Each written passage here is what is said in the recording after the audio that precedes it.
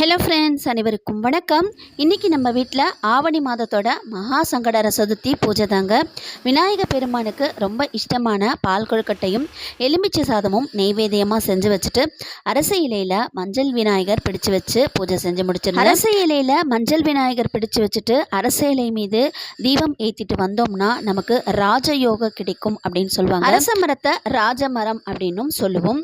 அரச மரத்தோட அடிவேர் பிரம்மனாகவும் நடுமைய பகுதி விஷ்ணுவாகவும் மேல் மைய பகுதி சிவனாகவும் பார்க்கப்படும். நாம அரச மரத்தடியில் இருக்கிற விநாயகரை இந்த மாதிரி சங்கடஹர சதுர்த்தி காலங்களில் 108 முறை சுற்றிட்டு வந்தோம்னா நம்ம நினைச்சது எல்லாமே நிறைவேறும். இன்னைக்கு நல்லபடியாக பூஜையை முடிச்ச உடனே விநாயகர் பெருமான் மேலிருந்து பூ விழுந்து ஆசீர்வாதம் கிடைச்சது. ரொம்பவே அளவில்லாத சந்தோஷமா இருந்தது.